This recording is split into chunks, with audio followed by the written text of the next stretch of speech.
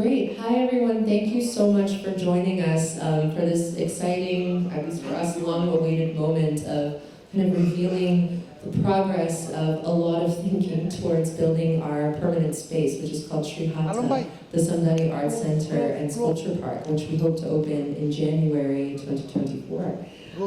So I'm joined here by a friend and colleague, Beatrix, with the patron and the passion and the energy behind all of this project, Nadia Samdani, and with Kashef Mahboob Chowdhury, who is the architect who's come along on this journey with us.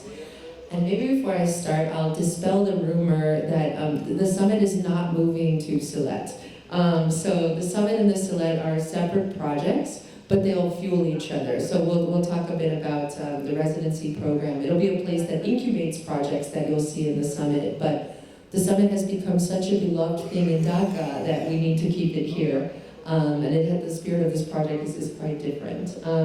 So I thought to begin, I'm very, very happy that Beatrix is here with us because she was here for the first summit that I curated in 2014. So she's seen this just from the beginning, and even from like when I first told her that we appointed this architect, Kashef Chowdhury, right? So before this thing kind of has come to this form. And Beatrix is someone who's always thinking about institutions, what they can be, what they can mean, how they can be collaborative and flexible. So I thought, to talk on a higher level would be great to hear from her before passing it over to our specific project.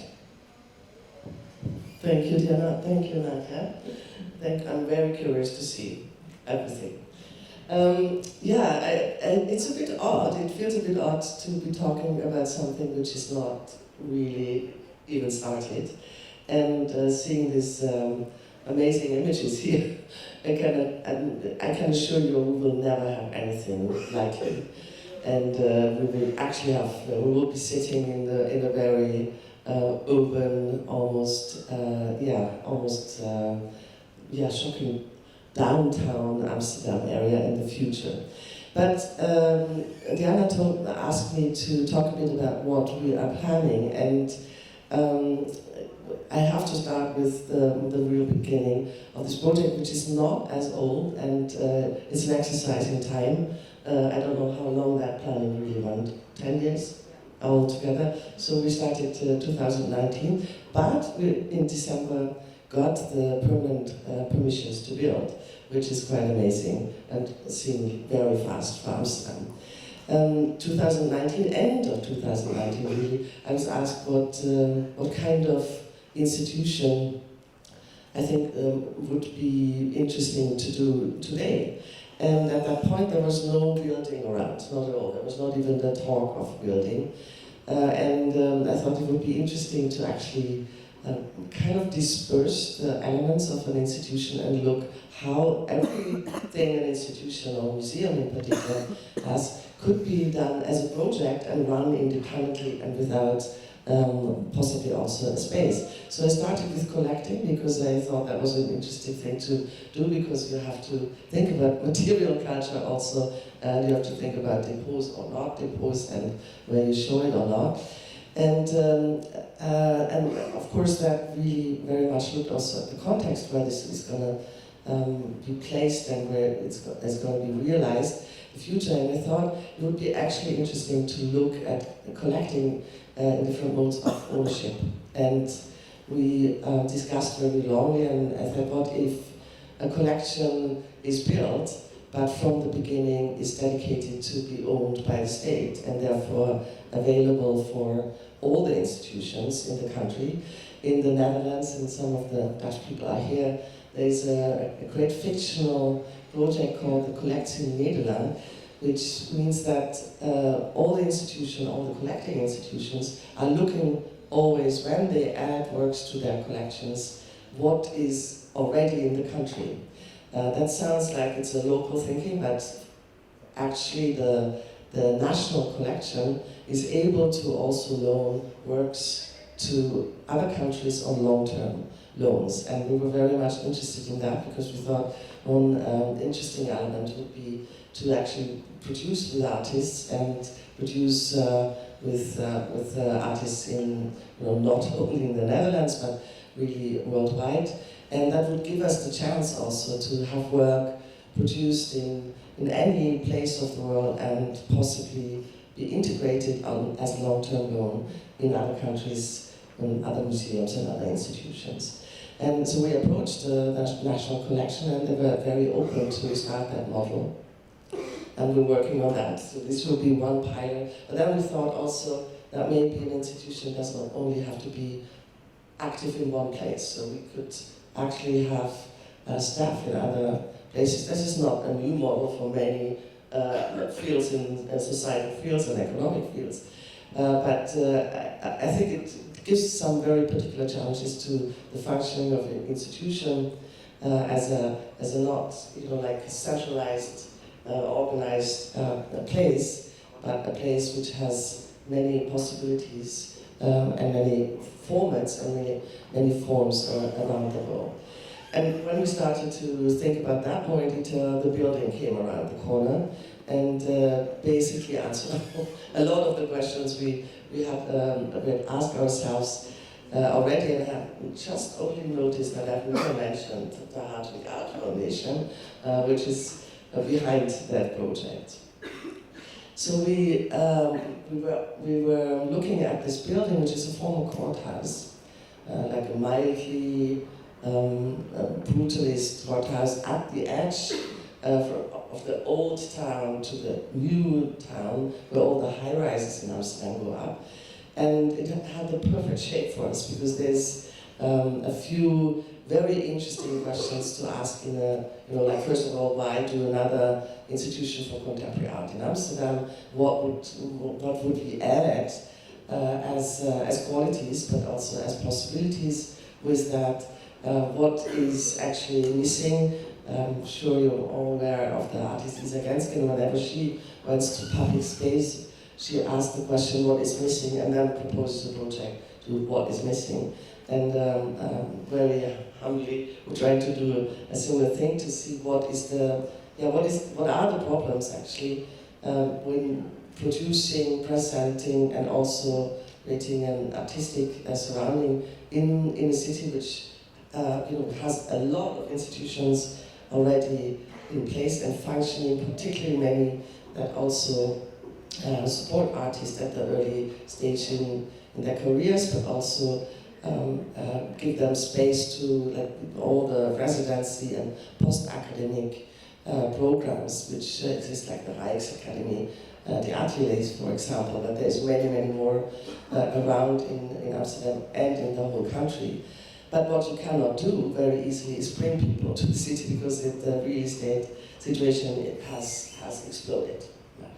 So just to give you a brief idea of what we are planning to do so far is we actually will build a museum which has a collection but does not host the collection, but give the collection to the state. We will have 24 apartments for people working with us worldwide, but also artists to stay in the museum and produce. We will not ask everyone who actually uses the apartments or uses the facilities we also will build for production or dedicate for production to actually be part of the exploitation of the museum. And that is a very important thing. We have been discussing a lot also with the community, that often when you actually involve in enabling production or the work with artists, that often the immediate exploitation in form of an exhibition or performance or event is a critical moment. And also we thought that it would be good if a museum, if it does not necessarily look like you would imagine a museum from the beginning, if a museum actually invests in something which is about, in quote, research without necessarily having to deliver results on everything that is researched or produced or enabled in. So that does not give you any image, I know, but I hope that in 1 or 2 years that there will be a possibility to show more also. And I'm sure anyhow, with anything I would be able to show, this will not be able to make any impression next to the images you're going to see very soon. Thank you. Thanks, Beatrix. So something I think is interesting before I pass this over to Nadia to talk about why we're doing this is, our space does have a collection, but we're not calling it a museum. So technically it is a museum, but we kind of, words, like yesterday I was talking about, how we love biennales, but that word carries this kind of image of what that might be, right? So here sometimes a private museum might connote like a place of objects that belong to someone with privilege that, perhaps might feel intimidating to other people. So we're going to be opening in a rural context. We kind of wanted to dispel ideas that might exist with that word, museum. But also collaboration. I love how Beatrix talks about, there'll be a space, but a space to host other institutions or a place to send people out. It's a place that can kind of be a global collaborative network. So that's something that, will pop up as we continue. But Nadia, as we shift from Amsterdam and the world to Sylhet, why Sylhet? Thank you. So Sylhet is a place where Rajiv and I are from. That's where our ancestral home is. And I think it's the most beautiful part of Bangladesh. And so I think going back, why we wanted to create a space. So when Rajiv and I started collecting, and over the years we got more and more ambitious with our collection, and we traveled so much to collect, and some of the pieces were, when we started collecting, some of the pieces were institutional sized pieces, very large installations. We didn't think what we were going to do with them. We didn't think where we were going to keep them. We thought that we love them, we'll deal with it later. So this happened for a couple of years, and then we realized that, we want to have a home for these. It can't be in our house, it can't be in our office, so that's how, we thought that we need to build a space to see these incredible collection and keep it open for the public, where we can share our collection, which will, of course, we'd like to have it free and open to the public. And yes, and when we started acquiring land in Sylhet, and then we wanted to work with Kashef Chowdhury because, we love his practice and him as an architect. So that's how the idea started, and now we're very close to, after last couple of years, we're quite close to our opening, and which is very exciting, and we would love to welcome all of you very soon in Sylhet. So I thought, if we can have the next, to speak to this image, we'll just talk you through kind of the Sylheti landscape. It's very beautiful, and strangely, there's no direct flight from London to Dhaka, but there is a direct flight from London to Sylhet, because there's a large Sylheti community. And when I describe this to my American friends, I kind of call it the Texas of Bangladesh, because it has a lot of natural resources, its own identity, its own dialect. It's a very kind of specific part of the country. So Nadia, maybe can you tell us about the swamp forest here? We can just switch slides and you can give some info. So this image you see is of the swamp forest, and it's called Ratarbul.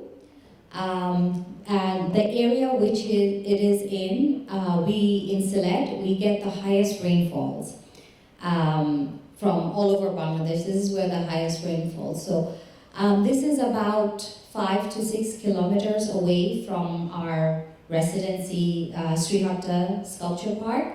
And if we can go through, yeah, so these are beautiful images, and it's natural, and it's a very nice tourist destination. These are the tea gardens. So Sylhet is known for the tea gardens. These are the tea plantations. This is Lalakal on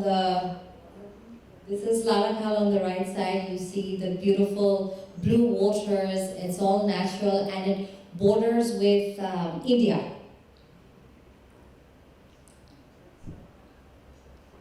more beautiful tea gardens. So when you drive down Sylhet from the airport, or when you're driving down from Dhaka to Sylhet, you go past the tea gardens, and it's very beautiful. So this is something like we have this gorgeous landscape, but here you're seeing an aerial shot of our site, which I'll talk about a bit in a minute, but the landscaping was quite cleared for farmland, and so it's been a challenge. We want to bring this landscape into our site, but also it's through how artists interpret these sites.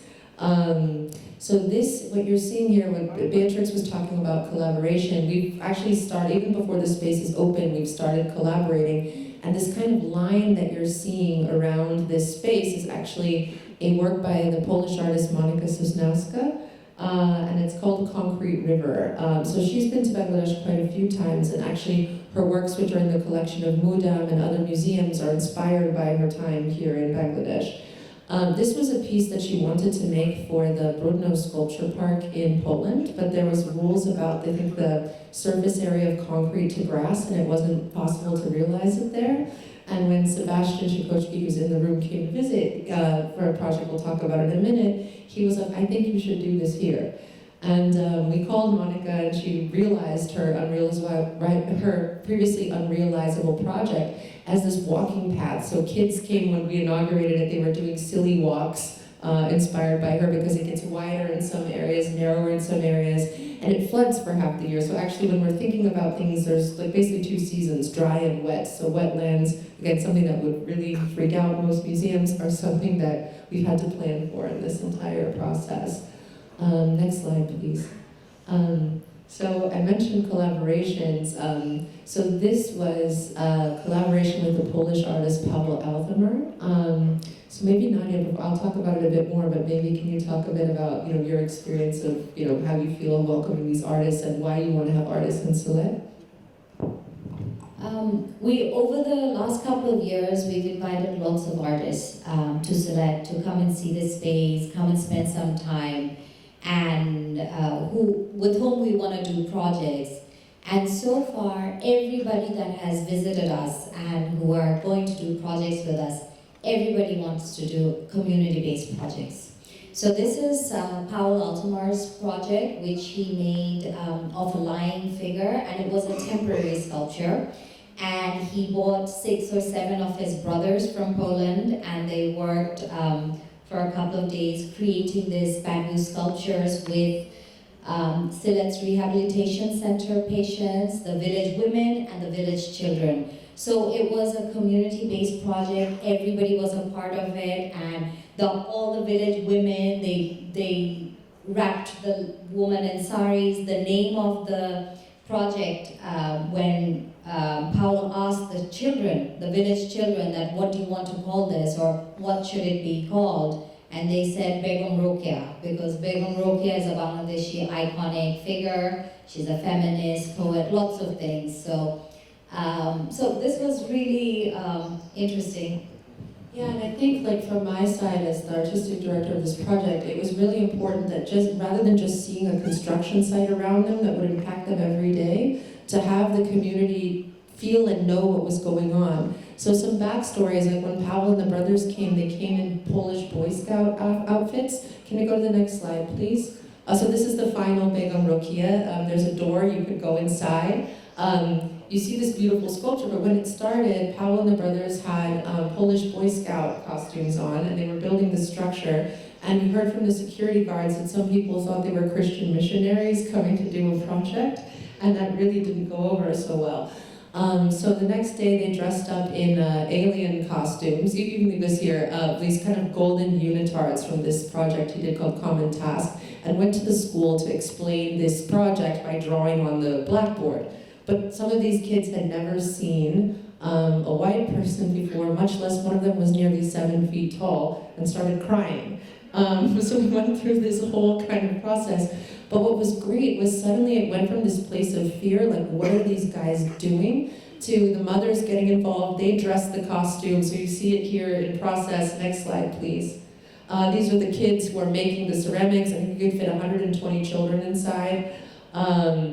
Next slide, please. So I'll talk about this project in a minute, but it was a wonderful way. So we have several projects. I'm not going to talk about all of them, but that are really about the community and trying to weave them into what we're trying to do, and also have them know that they're part of this. And my dream is actually that we can employ these kids at some point, right? I think to also give them a chance to see the potential in art. Also, this is quite, I was also told at the beginning of this project that perhaps in this village, working with figurative sculpture was not a good idea. Actually, the people really celebrated it because figurative sculpture is part of the cultural tradition here. The next project I'll talk about before handing this over to Kashef is a project that's going to take 20 years to realize, and it's a bamboo forest by the Indian artist Asim Waqif. So Asim and I are friends and have worked together for a long time, and he had this idea that he wanted to have this growing bamboo forest with different species of bamboo, so they have different widths, different diameters, that would then play like a flute when they grow to maturity as the wind blows through it.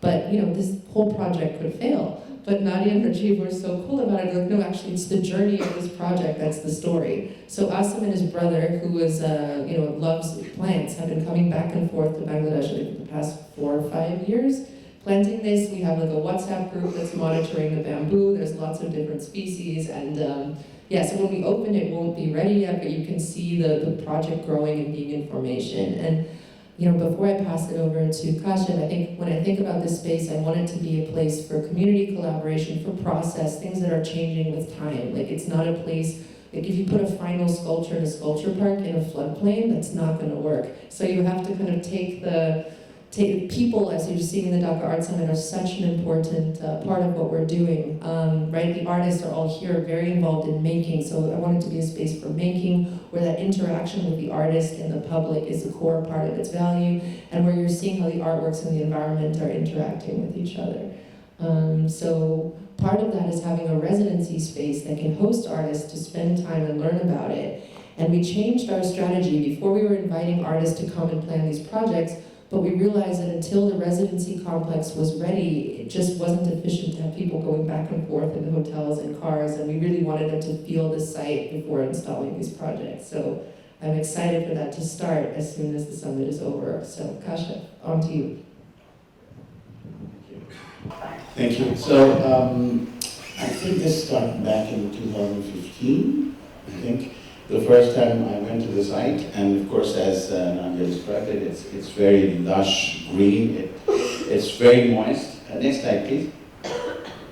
And so you all know that the Dhaka Art Summit and the Samdani Foundation is a very strong voice in this part of the world, and that's what we try to do, sort of make humble insertions into the landscape, but which were strong in their voice. And next, please. The site is located in the northeast of Bangladesh. Next, please. That's where it is. It's Sylhet is very green. It's full of estuaries and what are known as haors, which are inland wetlands, and very large ones. Next, please. So that's where we are, from a little bit north of the town of Sylhet. That's where Srihatta is, very close to the border. And here you can see how close it is to Cherrapunji. Now, Cherrapunji is the wettest place on Earth. Well, it's the second wettest now. Apparently, there's one more place somewhere. But as you can see, it's very close. So we get a lot of rain. It's very moist, and it's very, very green. Anything and everything grows. So on the way to Sylhet, this is what you see, and you might wonder, is it the water in the land or land in the water? Next, please. We, of course, had done galleries before. This is an art lounge we had done before. Next, please. And this is a museum. Just going back to what Beatrix was saying about the collections, for example. This is a government museum on the independence of Bangladesh. And after we built it, after we nearly built it after 17 years, they realized they didn't have the collection. The collection was actually missing, which meant that we had to put up this kind of glass panels, and it's a kind of a makeshift temporary exhibit. So this taught me in a very hard way that the collection is really important, not the container so much. So for this project, next please. The idea was not to have one single kind of iconic kind of a structure, but to break it up, to sort of spread it all over the landscape. I don't think everything is coming on. I think it's a little bit washed out. But the idea really was to sort of, everything is spread in the landscape so that from there you can also see the sculpture park and the various installations that are going to take place. Next, please. So essentially there are three parts to the entire master plan. Next, please. The first is an entry structure, which is kind of a space truck, as I call it. It's something which sort of allows space not to leak outside, but allows the continuity of the landscape to sort of happen. I'll just show you in a minute. Next, please. So this is the structure. So one enters from, let's say, and gets dropped off, but does not go directly into the inner space of the sculpture park. Next, please. So something like this. And then, or something like this. And next, please. So it's really a kind of a space, the welcoming space. Next, please. And that's how we construct in Bangladesh. Next, please. But I have to say that we try to control quality, and here, of course, the quality of construction. I'm very happy to say that it was very good. It took us a lot of time, but we managed to train the people, make sure it's up to, as you can see, it's all handmade bricks, which has these beautiful imperfections, and also laid manually, but at the end of the day, I think it's quite nice. Next, please. The second group of structures is the residences. Next, please. So again, instead of having large boxes, we broke them up. The idea was also to experience the rain that we keep talking about, so that people have to move from one place to the other unsheltered, so to sort of really be wet. And so we identified a kind of a hillock and two spaces on it, one with a lot of trees and plantations, where we sort of inserted a dining pavilion, and where it was more empty, we had the artist's blocks. Next, please. And to design this, basically we went the organic way, in the sense the artist blocks, we sort of moved them around on site and tried to find out how best they would be sitting on the landscape, as opposed to having a kind of a imposed geometry, if you will. Whatever geometry, even if it's organic geometry, it would be imposed. But we tried to avoid that, and we sort of played around with the contour and with the lay of the land, so to speak, and tried to understand how we could place them and sort of insert them in between the trees, the existing trees, which we did not cut, of course. Next, please. So then what happened was we had what I would call curated views from the various spaces, including the piazzas that were happening, and also to the artist residences from below, from areas below. So this is how it is now, which is under construction, or nearly finishing. Each of the artists' houses or cells are quite monastic, very humble, very simple, but we have tried to detail them out as simply as possible. Next, please. Next, please. Next. Again, construction.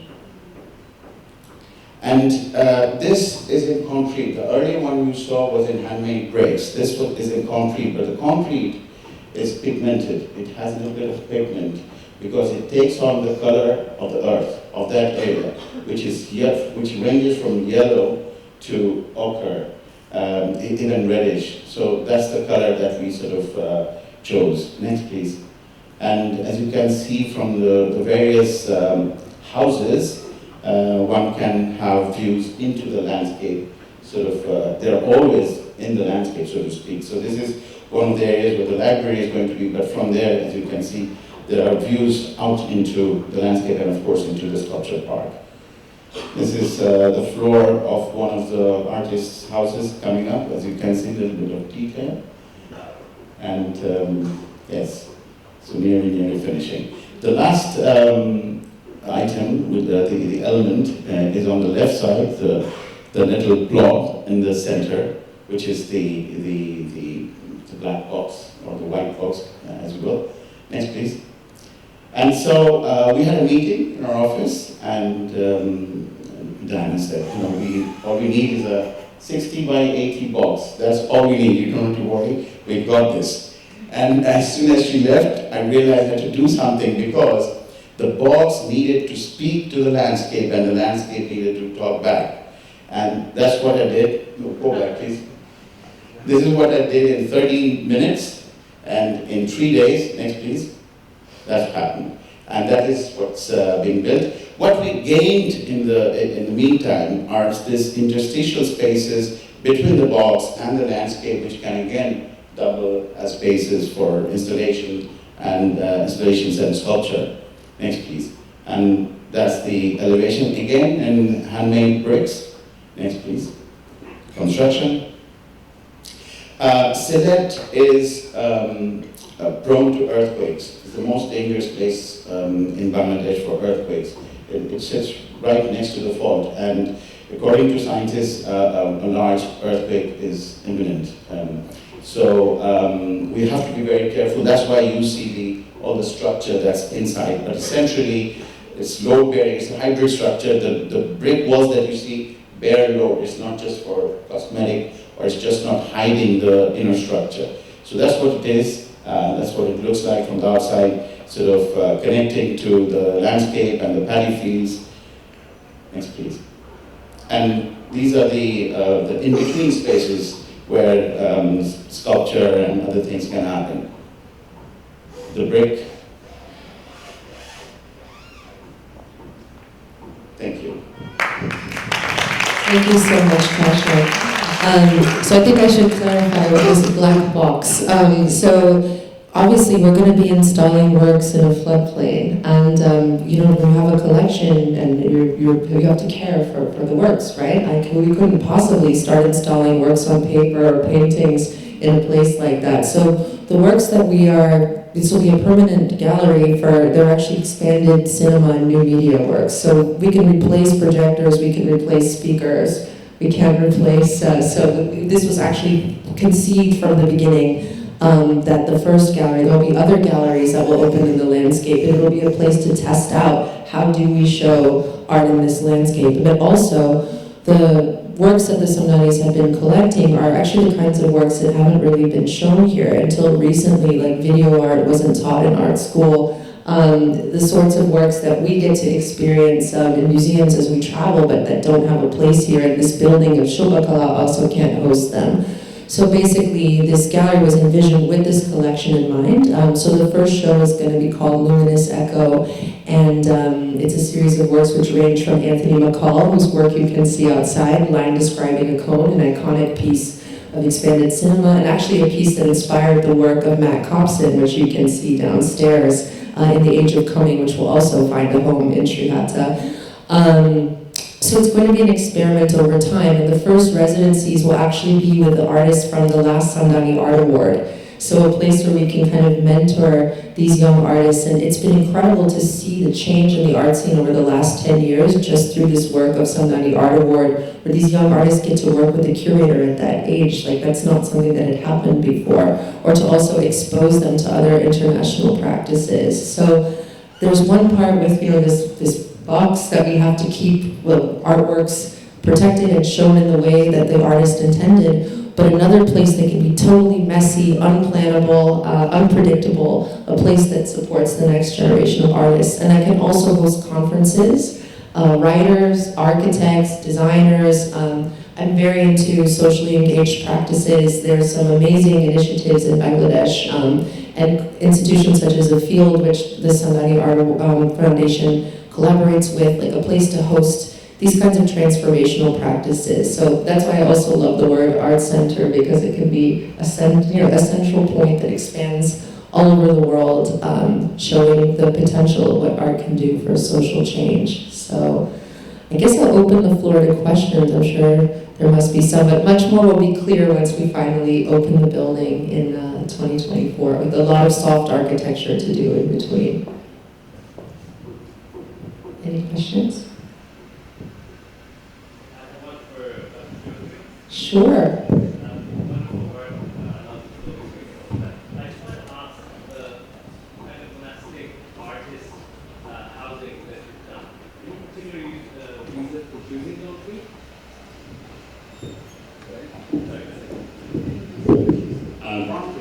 Yeah, anybody can need to choose concrete for this. Yes, the brick structures that you see, the two brick structures, the first one is a kind of in space, and the second one encloses an inner structure. So brick in Sylhet can be tricky in the sense sometimes it rains for continuously for 7 or 10 days, and then the brick starts to sort of soak, and no matter how you do this insulation or treatment or admixture or whatever, we have had a bad experience of things soaking. So the artists' ones are not so much protected because we wanted them to be sort of exposed to the light, to the wind and to the breeze and to the landscape. And so the only way of doing that was to sort of have thin walls, but which were concrete and would not soak up this incessant rain that sort of it may be subjected to. So that's one of the reasons. The other reason is where we situated them was a little bit higher ground, but that ground itself was not the color of the paddy fields, not green. It was, as I said, ochre. And we thought it would be a kind of an imposition color-wise, but it would be some kind of an imposition to have a different color. So we chose this color as if it sort of comes up from the ground itself.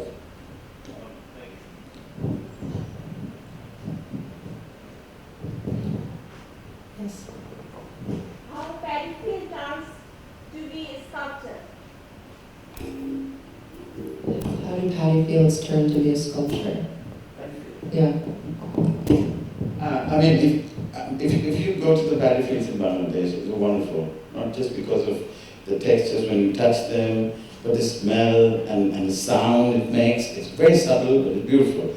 And so the idea was that because there was already agriculture going on, and agriculture is of course the first creative thing that man did, one of the first things. So we sort of tried to hold on to that. So the black box or the museum sort of sits in the paddy field, in touch with the paddy field. And so that was an intentional sort of idea.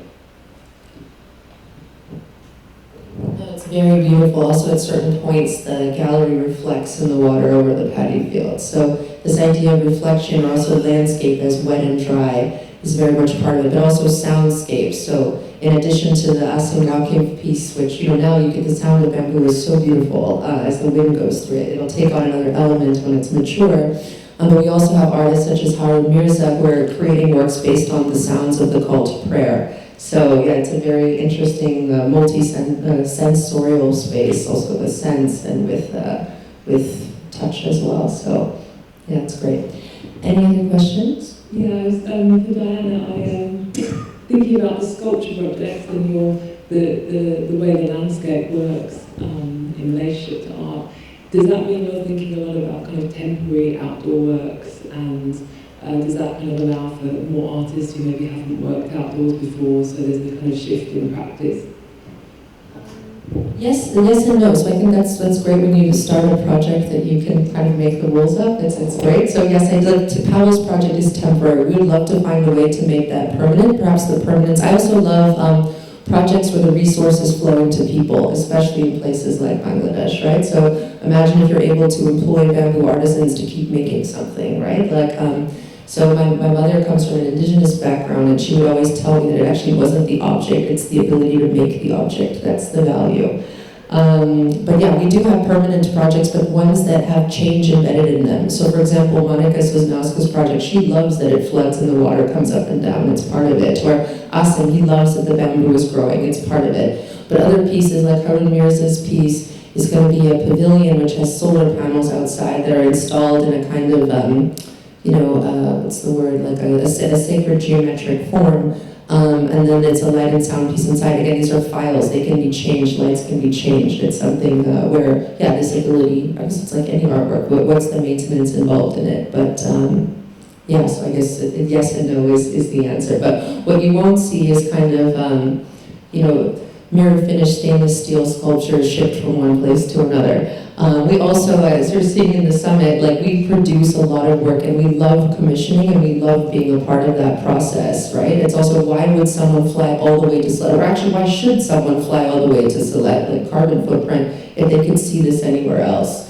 So yeah, the specificity is important to us, but we also don't mind, like such as Harun's piece, if these pieces find places elsewhere. In fact, we love it when we see elements of artist time in Bangladesh all over the world, which is also a hope for this project.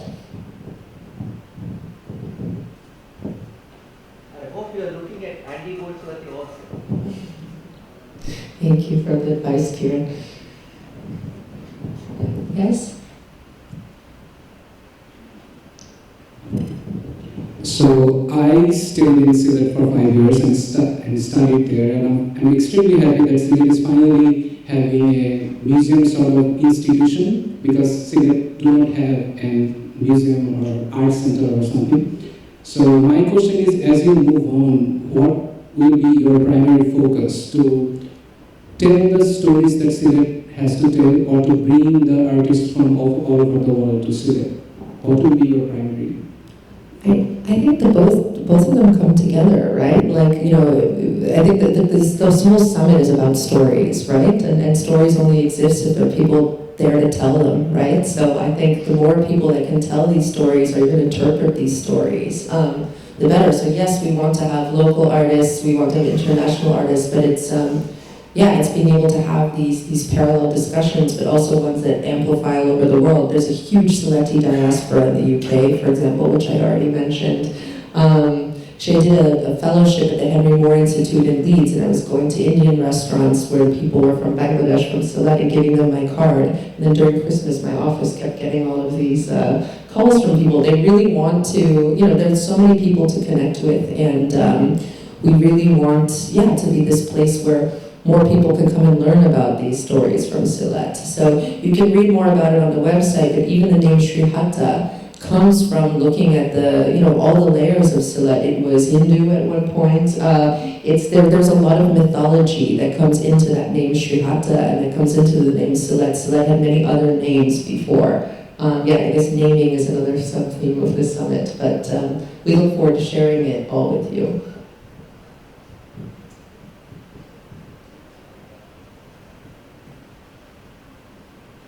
And I guess, one more thing I guess I should share is that this audience, as you mentioned, there are no art centers in Sylhet, right? And it's also audiences, it's not an urban population. A lot of, these children probably, are not going to school for a very long time. It's a very different environment, and it carries a very different sort of social responsibility, which is something we're actively thinking about in the whole project. Nadia, do you want to close with any words before we let everyone go out and enjoy the summit? Thank you so much. We look forward to welcoming you all to our future art space, and thank you so much, everyone, for your support, all the artists that have been part of it, and we look forward to having many great conversations and realize a lot of dreams. Thank you. Great, thank you. And also, Beatrix, thanks for being here. And a piece of advice that she gave me as a young curator was like, look, work with people who are naturally collaborative, and you can really tell who those people are. So I'm very grateful for all the many people in this room that have helped take this to this point. So thank you.